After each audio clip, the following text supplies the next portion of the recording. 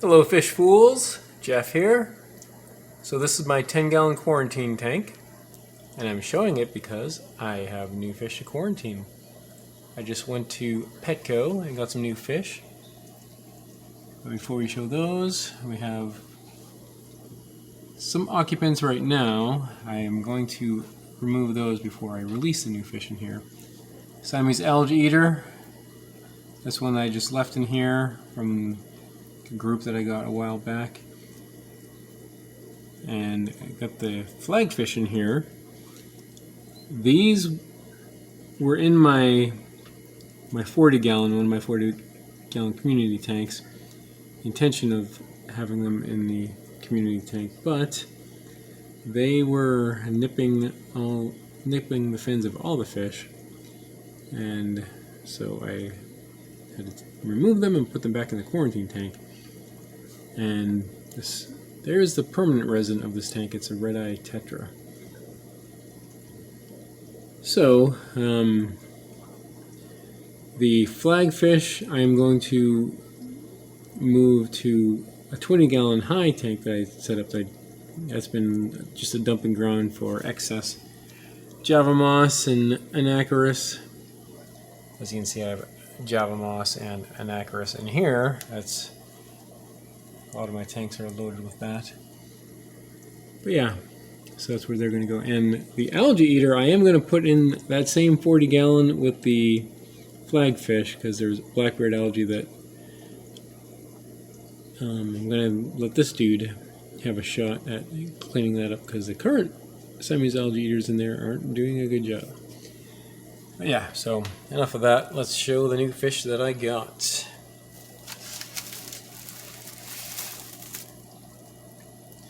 In the first bag, this is a brilliant Rasbora. So it was the only one they had. I've been trying to get more of these, but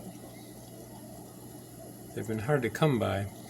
I have one lone brilliant Rasbora in my 84-gallon tank. It was actually the very first fish I put in there, with the intent of getting a group, but yeah, I haven't been able to find it. So this one will double the population of brilliant Rasboras that I have. And now I think I might either continue with the initial plan of adding a group to the 84-gallon, this one, or I might take that one lone one out of that tank and move it to one of my 40 gallons along with this one. But for now, this is going to be in the quarantine tank. And the second bag is, well, these are zebra Nerite Snails. So,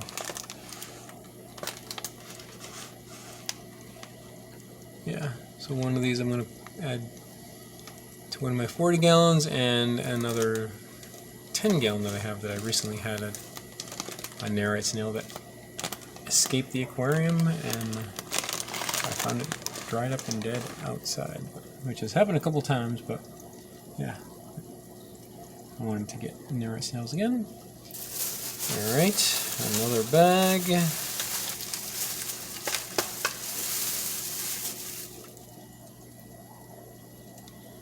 So these are penguin tetras. I've been looking to get more. I have right now 3 in my 29-gallon. I had 4 the whole time and lost one of them, and I've been meaning to add to that group. So yeah, here's 4 more. So these will go in the 29-gallon. And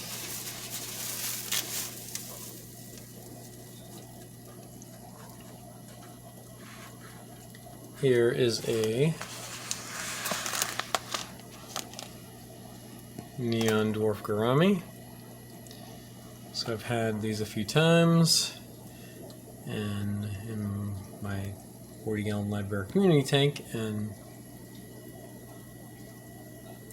currently don't have any, so this is going to go in there after stint in this quarantine tank. And the last bag.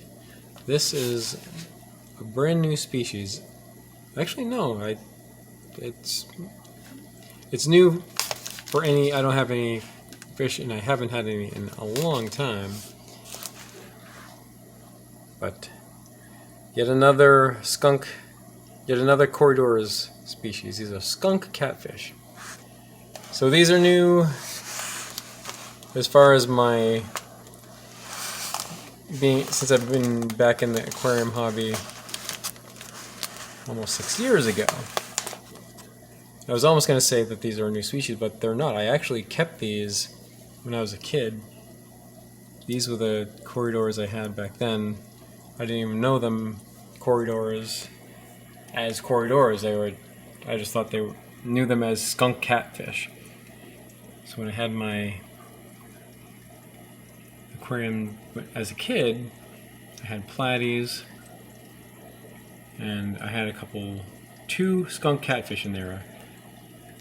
At the time, just thinking, not realizing how awesome Corydoras are in groups, but then I was just thinking like two of them to have, to be a pair and have, so not just one to have at least two to be buddies, and had some idea of them being like bottom feeders, so that was the purpose of getting them. But I remember then thinking, after having them, two of them, they weren't as active, just the two, and I kind of thought they were boring.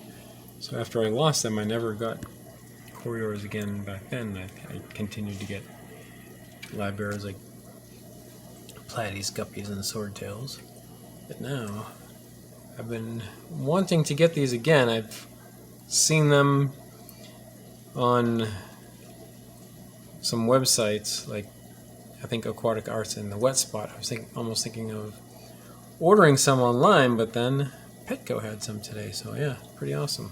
I'm glad to get them. I'm not sure which tank I'm going to put them in. I was talking about my 20-gallon long. I recently showed a video of that and mentioned that I was looking to add some type of Corydoras in it, so maybe that's where these will go.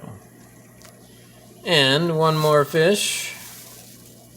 This is my second Betta. So I ended up getting, just a basic female Betta. This is similar to the one that I had before in my 84-gallon. So I liked it, and I wanted to do it again. So yeah, this is the second time ever keeping a Betta.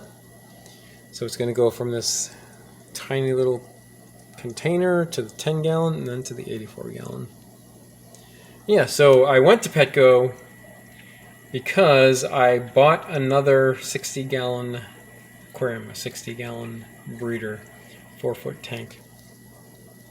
Just recently, one of my recent videos, I showed that I got one last week, and I got another. I got an idea came in my head of what I'm going to do with it, and I'm going to show you when I get the chance to do that. So right now, it's in my car, again, just like in the video when I showed I got the first one.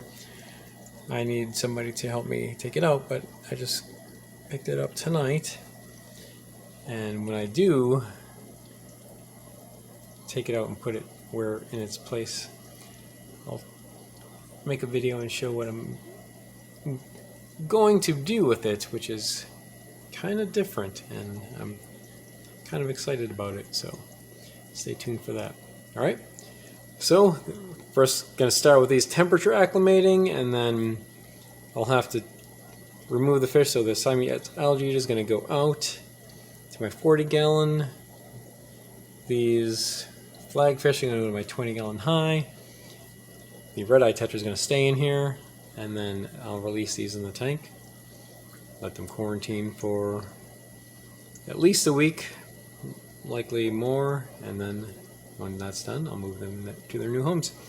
Alright, well that's it for now, and remember, I'm Jeff, and I enjoy fishies. Thanks for watching.